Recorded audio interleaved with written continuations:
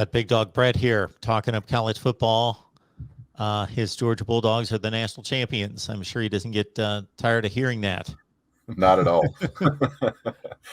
I'm one of the few diehard fans that was around whenever the 1980 the 1980 championship happened. So there was a number of benefits to Georgia winning this.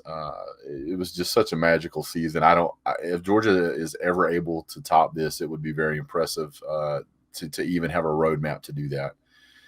So the whole story is kind of a Cinderella story for Georgia fans. The fact that Georgia's biggest adversary and biggest hump to get over has been Alabama, and there's other teams that they're pretty sure that at some point, if they're going to win a national championship, they have to play Alabama.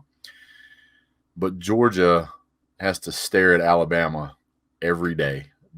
We share our western border with them, and we have to deal with the Auburn rivalry as well. So having Alabama come in and have a Heisman winning quarterback and a pretty dominant team, even though people would like to say it's a down season for them, they had a great team. They had a great football team. They had the greatest coach in college football history, in my opinion.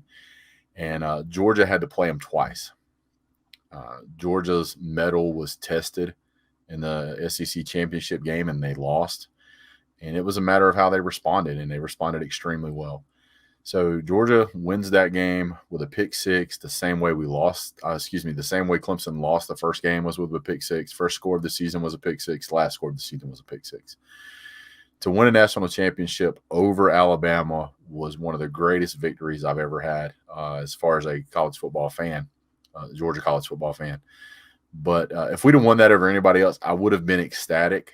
Had we have lost to Alabama and then ended up playing Cincinnati in the national championship and winning that game, I would have certainly have savored a national championship against Cincinnati. But being able to do it over Alabama was very satisfying. Not to take anything away from Alabama, it was satisfying because Alabama is such a good team. For any baseball fans out there, I liken it to the Yankees and the Red Sox. The Red Sox had not won a World Series in forever. The Yankees were winning 25, 26 World Championships in the meantime. And then the Red Sox finally, in an epic series in 2004, finally got past the Yankees and won the World Series. And had the Red Sox, it'd been a year when the Yankees were not a contender and not involved, sure, winning World Series, absolutely. But very similar here. 7 consecutive losses to Alabama. Alabama is the gold standard of the sport. Yankees, Alabama. They are the gold standard of the sport all time to a certain extent, but certainly right now for sure. And yeah, there would have always been those critics out there that wanted to be nitpicky about it had it not been Alabama, if it would have been somebody else to say, well, you didn't beat Alabama, or Alabama didn't make it, or you didn't have to face them.